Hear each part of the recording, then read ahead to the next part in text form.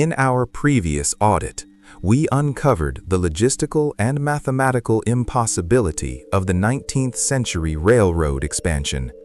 We proved that the so-called robber barons were not mere industrialists. They were high-level asset strippers, claiming ownership over a pre-existing, highly advanced global grid. But if the railroad was the circulatory system of the old world, we must logically ask, where did all that energy lead? Where was the central processing unit of this inherited infrastructure? Asheville, North Carolina. The year is 1889. In the heart of the rugged, isolated, and highly inaccessible Blue Ridge Mountains, George Washington Vanderbilt officially begins construction on what is still, to this day, the largest private residence in the United States. 178,926 square feet of floor space, 250 rooms, 65 fireplaces, 4 acres of internal floor area, and a subterranean foundation that structural engineers confirm resembles a military fortification more than a mountain retreat. Official history tells us this was simply the romantic whim of a wealthy 26-year-old heir, a French Renaissance chateau built completely from scratch in just 6 years by manual laborers, mules, and local craftsmen. But today, we are closing the history books and opening the engineering ledger.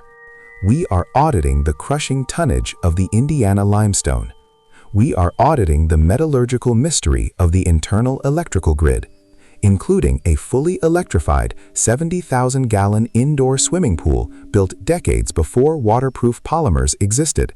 And we are calculating the impossible thermodynamics of a construction site that operated like a modern, fully industrial metropolis 20 years before Henry Ford perfected the assembly line.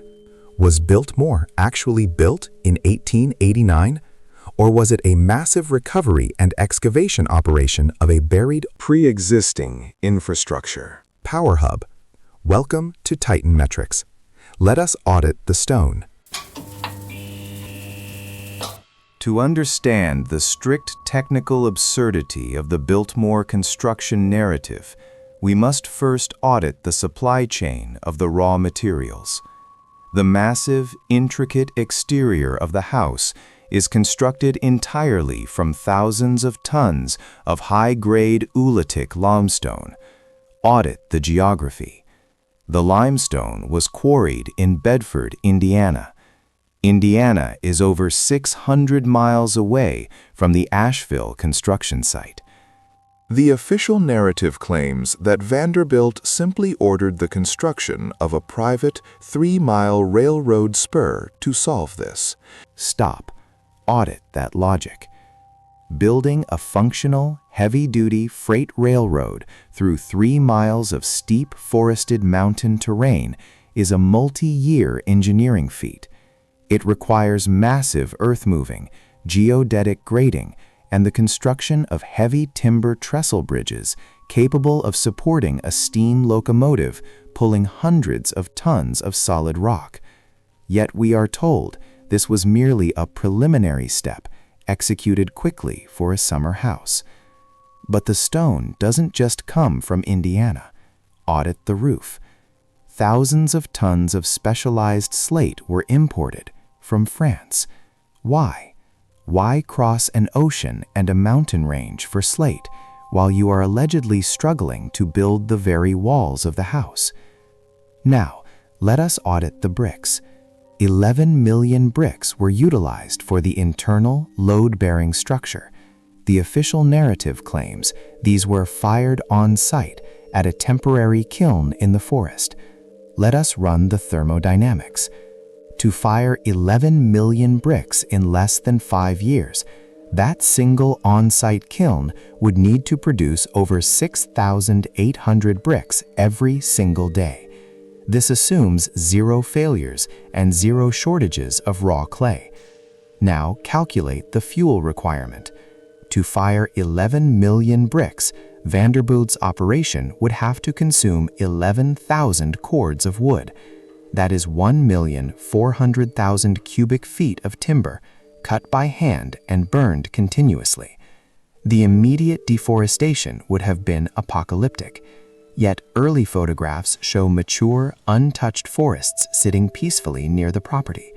Where is the massive industrial-scale infrastructure required to feed such a kiln?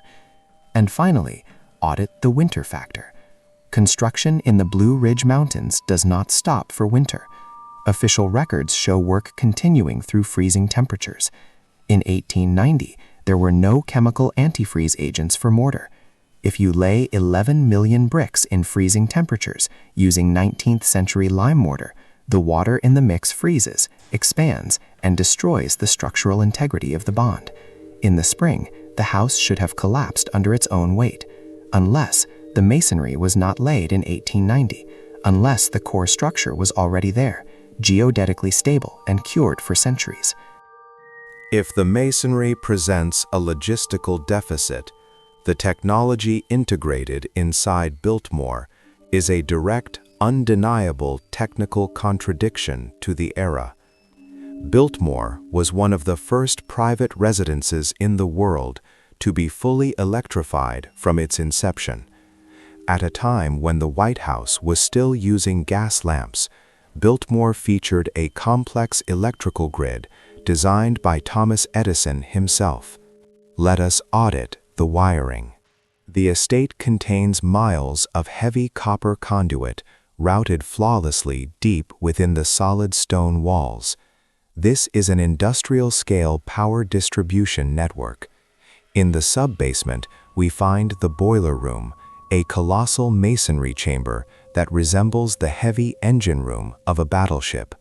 Look at the massive copper-bound pipes, the heavy iron bulkheads, and the geodetically aligned conduits routing outward into the earth. Why does a seasonal vacation home require a subterranean power plant capable of sustaining a small manufacturing city? Now, consider the library. The room is framed by massive, intricate, non-structural metal ornaments that bear a striking resemblance to etheric charge collectors found in old-world cathedrals. And then, there is the swimming pool. Deep in the basement, Biltmore features a 70,000-gallon swimming pool. In 1895, official records state it was fully heated and equipped with underwater lighting. Underwater lighting. In 1895, utilizing early, fragile, direct current electricity. Let us apply the unbending laws of hydroelectrical engineering. To install high-voltage incandescent light bulbs submerged under 70,000 gallons of pressurized water requires absolute watertight sealing.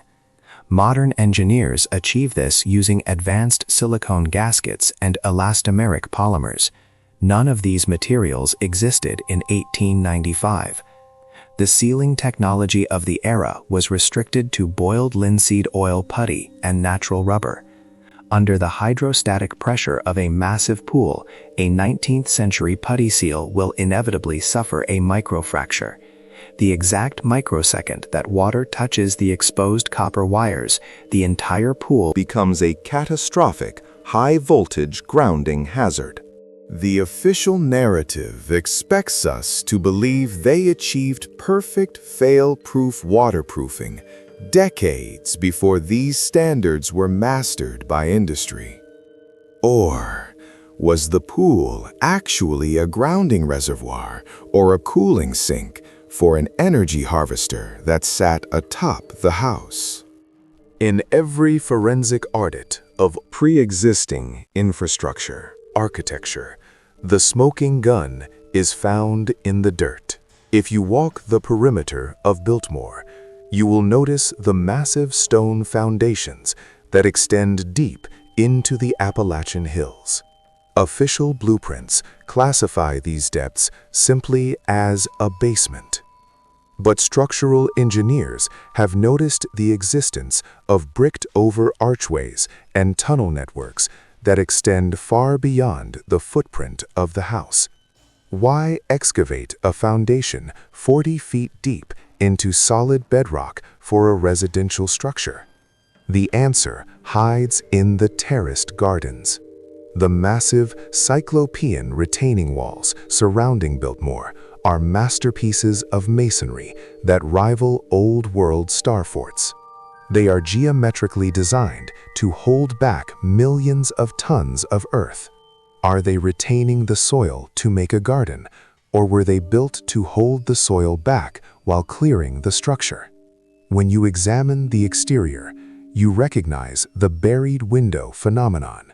Full-sized, ornate, carved stone windows located significantly below the modern soil line. No rational architect in 1889 would waste capital and master-level labor to carve intricate window frames, only to immediately bury them under 10 feet of dirt. The biological and economic limit of the era dictates efficiency. You only spend money to carve what is visible, unless the building was already there. What if the entire Gilded Age construction project was merely the act of clearing the cataclysmic debris from the upper floors and adding a new slate roof to claim ownership? This brings us to the financial motive. Why would George Vanderbilt spend a vast percentage of his legendary inheritance on a single house in a mountain wilderness? The official answer is philanthropy and lifestyle. The technical, forensic answer is privatization. In the late 19th century, the banking elite, the robber barons, were in a ruthless race to claim the surviving nodes of the Pre-existing infrastructure grid. The Vanderbilts monopolized the railroads. The Rockefellers seized the energy refineries. The Stanfords and Morgans took control of the communications. Biltmore was not built to be a home. It was acquired as a strategic architectural asset. By funding the construction facade, Vanderbilt legally claimed ownership over a massive underground infrastructure and secured the deed to 125,000 acres of land. He didn't just buy a mountain view, he bought a silent power station. Look at the timing. The construction ended in 1895. Within 5 years, the global transition to a centralized metered energy grid was aggressively enforced. The suppression of localized atmospheric power harvesting was finalized. Biltmore sits on a geodetic cross-section of the mountains, known for extreme electromagnetic anomalies and quartz-rich soil. Was George Washington Vanderbilt quietly living in a French mansion? Or was he strategically guarding a silent giant of the old world? Today, the Biltmore Estate is a tourist attraction. Millions of people walk through its grand halls, admiring the Gilded Age craftsmanship. They look at the 11 million bricks and the impossibly complex electrical grid, and they accept the romance of the history books. But the mathematics do not lie. The logistics are a nightmare. The thermodynamics are impossible. The metallurgy is an anomaly. The buried foundations are a direct contradiction. Did the robber barons of the 19th century truly build our world? Or did they inherit it? Did they excavate it? And then simply charge us for the privilege of standing in its ruins? Biltmore is just one node in a massive network. Subscribe to titanmetrics. The audit is just beginning.